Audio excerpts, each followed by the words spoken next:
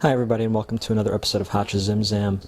I'm in the middle of making my top 10 list of the best films of 2007, and in doing that I came across the fact that there were so many good documentaries that came out last year.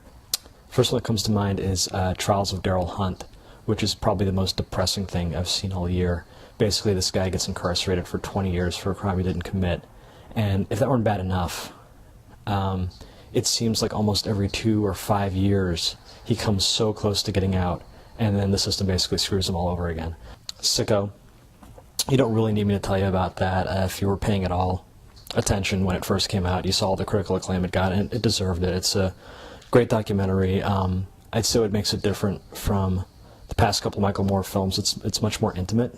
You're dealing much more with just people's personal lives as opposed to these larger issues of the war or gun control. He deals with it on a much more personal level. Here's the most personal film, I think, since Roger and Me that he's done. The Devil Rode In on Horseback. This guy used to be in the military, decides he wants to make a difference, becomes a photographer for a group sort of documenting the atrocities in Darfur, and at the beginning of the film he's thinking to himself, okay, the second that people in America see what's going on here, as soon as they see these pictures, we're going in here, we're cleaning this mess up.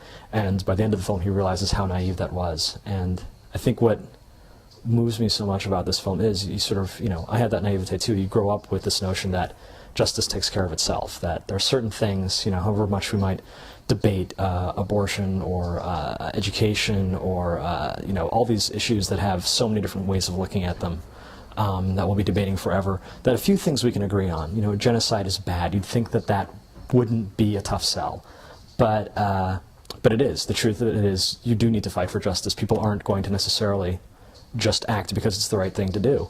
On a completely different note, there's a movie called The King of Kong, Fistful of Quarters, which is about two guys who try to beat each other's records on Donkey Kong.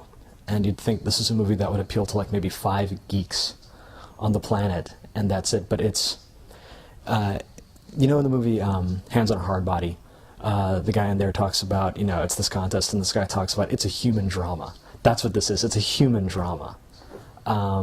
And you really, I was moved almost to tears. It's not Darfur tears, but Donkey Kong tears. It's a really moving movie, and it's just when you see it, you'll know what I mean.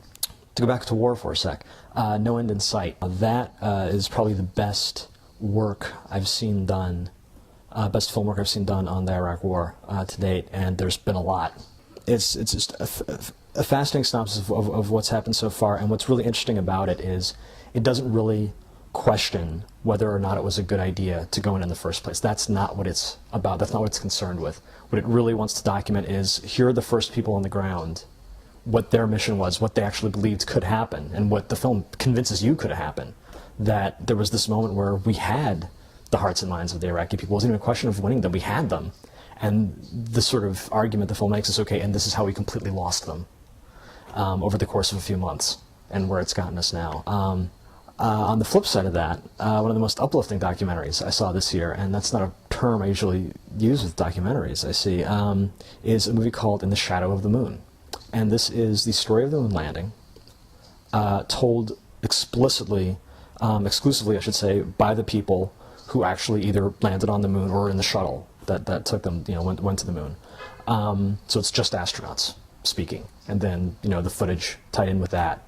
When I first saw it, I thought the moon landing, been there, done that. We know we landed on the moon, big whoop, nobody cares anymore. But it really managed to make it very inspiring. And what the director, this British director, Singleton, does very well is he gives it context. We forget that we landed on the moon in the middle of the Vietnam War. We forget that we landed on the moon when Nixon was in power. We forget that we landed on the moon with a lot of civil unrest going on back home. And this sort of galvanized the populace, and it's the sort of thing where, as you're watching, you're thinking, okay, what could possibly do that today? Because the point they bring out is that all around the world, when the astronauts came back from that first moon landing, all around the world, people were saying, we did it. They'd visit all these countries, and the people in the countries would say, we did it. And they were saying we, like this was a global success.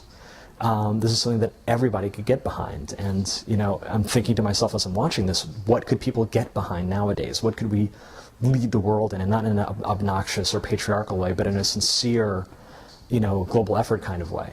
And the fact of the matter is there are actually a lot of things. There's the world AIDS crisis, there's the environment, there's apparently a lack of drinking water for a third of the population. There's all sorts of things we can be getting behind right now. But here's a movie that gets you to say, you know, America, fuck yeah, but in a sincere, you know, a sincere patriotism that I haven't seen or felt in a long time.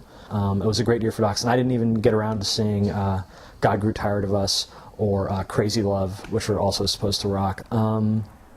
So yeah, go see some docs. You found me beautiful once. Honey, you got real ugly.